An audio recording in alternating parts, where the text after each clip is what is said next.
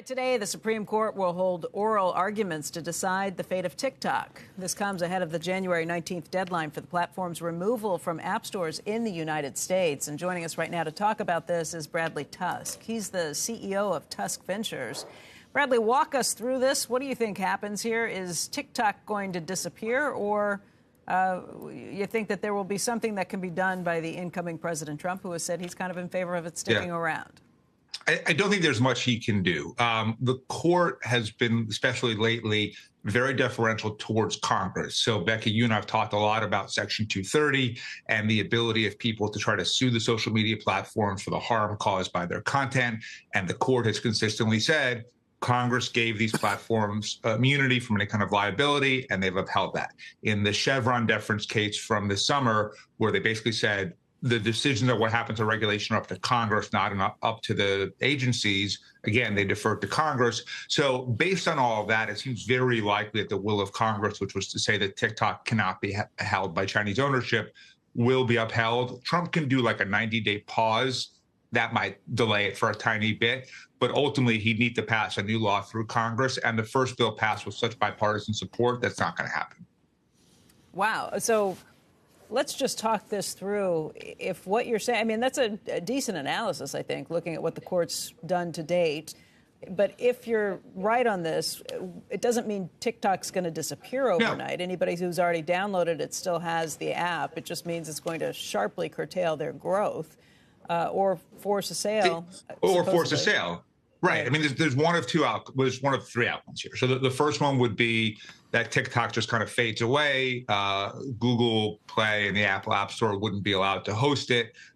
You couldn't update the app, and eventually the quality would degrade to a point where people couldn't really use it. And for an app that is video-centric and friendly as TikTok, the quality is really important. So that's one option. Another option would be that ByteDance sells it to a U.S. buyer. Frank McCourt has put together a group so far to try to do it. And then other names, at least rumored, are Oracle, Amazon, Microsoft, a few others. So that's possible.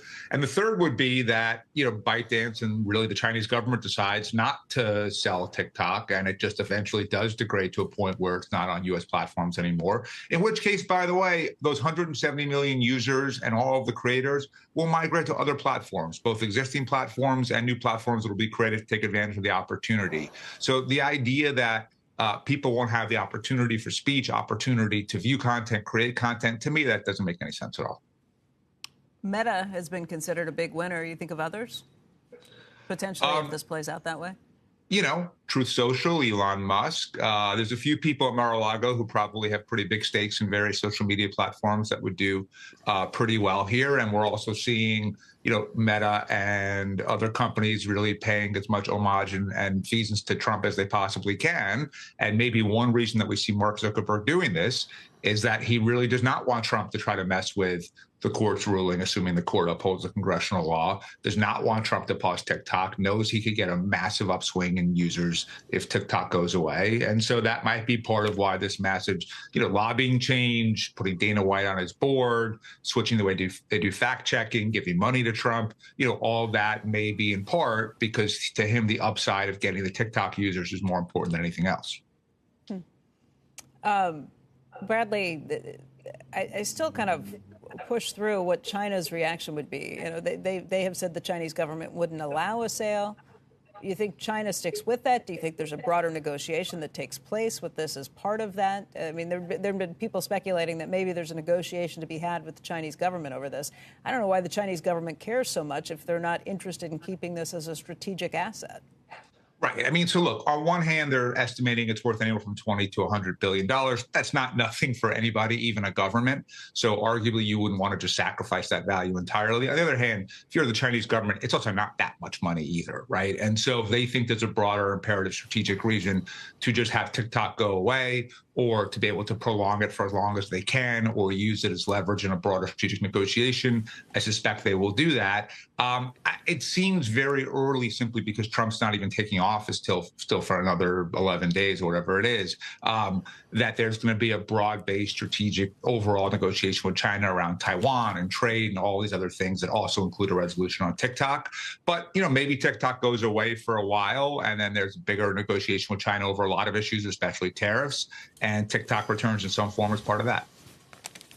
Let me ask you very quickly about congestion pricing here in New York City, just from your experience in government, from your experience in working with Uber. It's only the first week. I will say in the mornings it's been a lot easier to get out of here. Yeah. There doesn't seem to be as much traffic, as many trucks.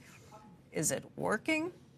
Hard to know, because we also had snow this week, and there's been so much attention around congestion pricing. So there's a bunch of different factors. But ultimately, look, Governor Hochul made a big bet that she believes that congestion pricing will work. And two things will have to be apparent to voters when she comes up before them next year for them to feel that she was right. One, like you just said, we have to feel like there's less congestion, that's easier to get around Manhattan in a car. And two, the subways have to feel better. Right now, and I use the subways every day, they're disgusting.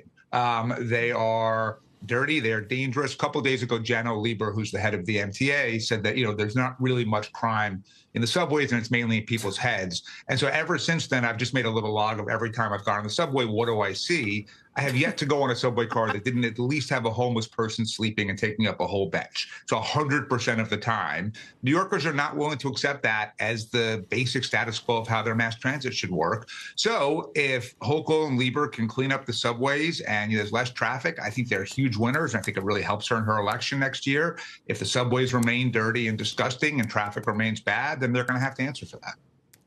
Bradley Tusk. Great to talk to you, Bradley. Thank you. Thank you, Becky.